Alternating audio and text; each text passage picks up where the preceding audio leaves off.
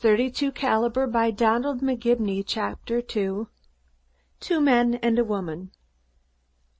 Had Helen been alone, I would have dropped Jim and gone on, knowing that what they had to say to each other was not for outside ears, but when I saw Frank Woods' car there, I felt that a cool head might be needed.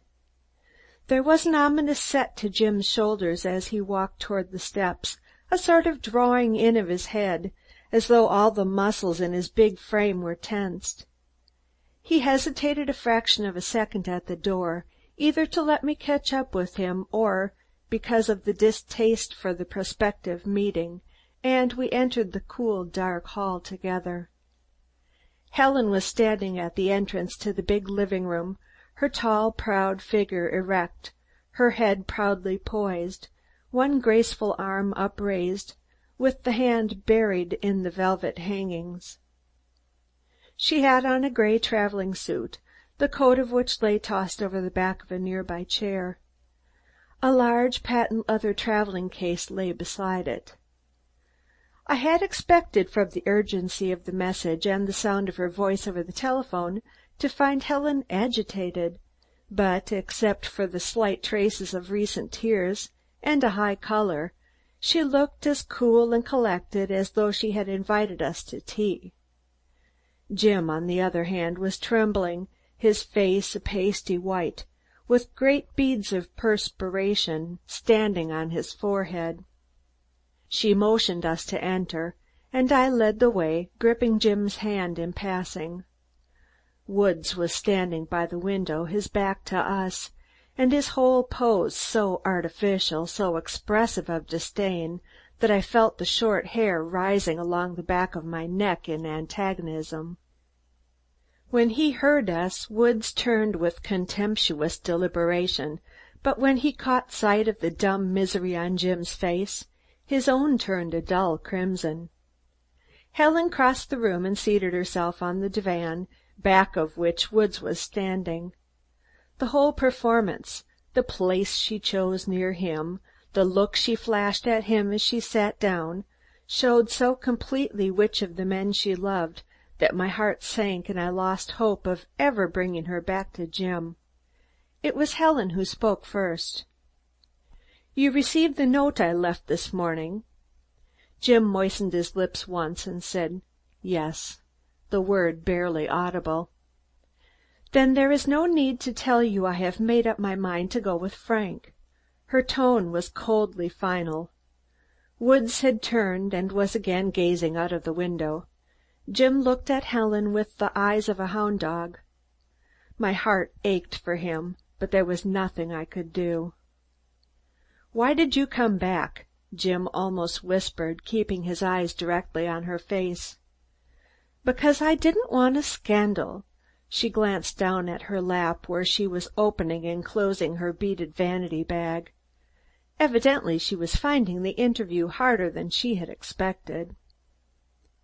I hoped that if I could show you definitely and finally that I don't love you, that I am devoted to Frank, your pride, if nothing else, would induce you to give me the divorce for which I asked.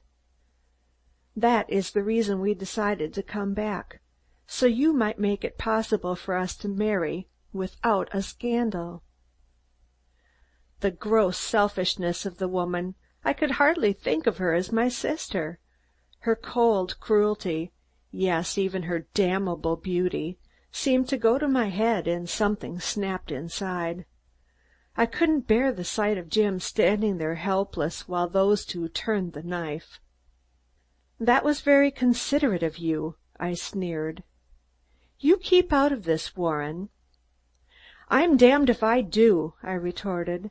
"I at least have a brother's right to tell you that a man who will sneak into another's home to make love to his wife behind his back, and then—" Woods turned quickly. "That's a lie, and you know it." Jim put his hand on my shoulder. He knew I was ready to fight. "Don't, Bupps." Suddenly he seemed to straighten into life. From the way he set his jaw, I knew that the old courage which had won so many cases in the courtroom was back on the job. You were quite right, Helen. While I imagine your reason for not wanting a scandal was largely selfish, yet I think that consideration for my position was partly responsible for your return, and for that I thank you. When you asked for a divorce the other night, I didn't realize that your love for me was so entirely dead, or that you had fallen so completely under this man's influence.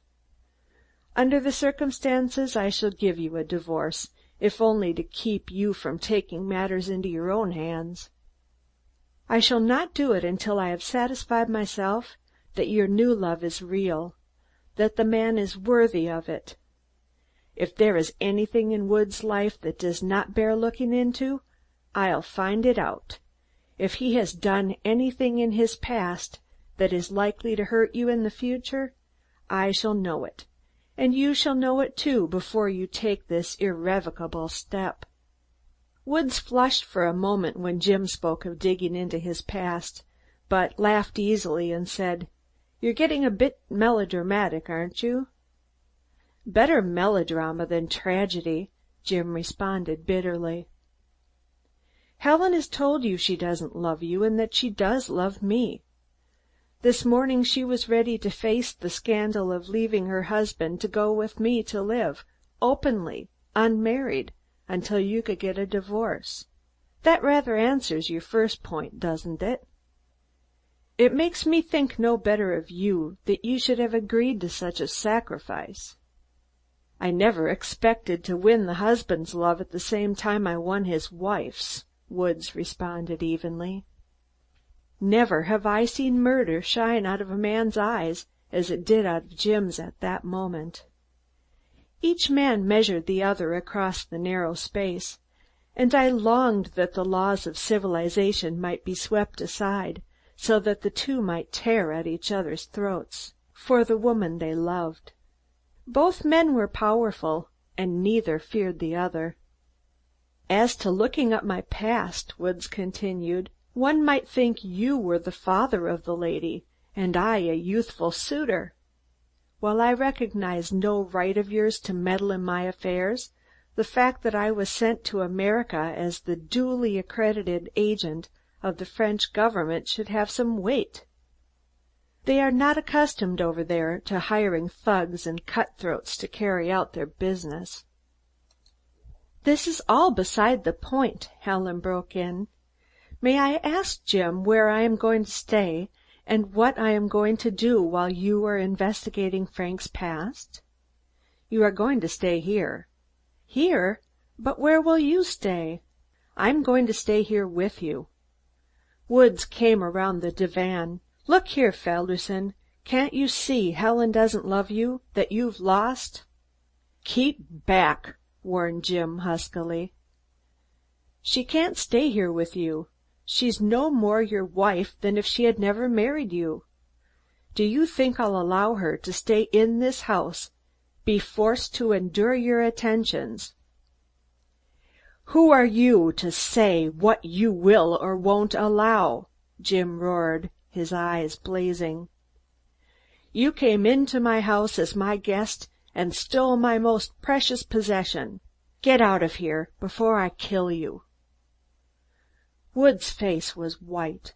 For 1 minute I felt sure the two men would settle matters then and there. Suddenly he turned and said, "Come, Helen."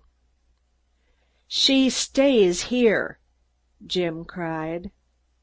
Helen had arisen from the divan when the two men came together. Now she stepped forward.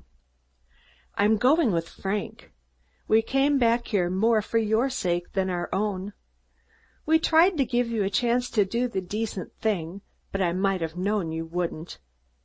With all your protestations of love for me, when I ask you to do the one thing that would show me that love, the one thing that would make me happy, you not only refuse, but you insult the man who means everything in the world to me. If I had ever loved you in my life, what you have just said would have made me hate you. As I never loved you, I despise and loathe you now." She started to pass him, but he grabbed her by the shoulders. His face was white and drawn, and his eyes were the eyes of a madman. He lifted her up bodily and almost threw her on the divan, crying, "By God, you stay here!" Jim turned just as Woods rushed, and with a mighty swing to the side of the head sent him crashing into the corner. Dazed as he was, he half struggled to his feet, and when I saw him reach beneath his coat, I sprang on him and wrenched the revolver from his hand. Disheveled and half stupefied, he rose and glared at us like an angry bull. Slowly he straightened his tie and brushed back his hair. He glanced over at Helen, who was sobbing on the sofa. "Two of you, eh? A frame-up?" All the hatred in the world gleamed in his eyes as he looked at Jim. "If you don't let Helen come to me, Felderson, I'll kill you, so help me God, I'll kill you." Then he picked up his coat and hat and walked out of the room. Jim went slowly to the door and into the hall. He looked tired and old. I heard the outer door slam behind Frank Woods and a motor start. Then I went out to Jim. End of chapter 2.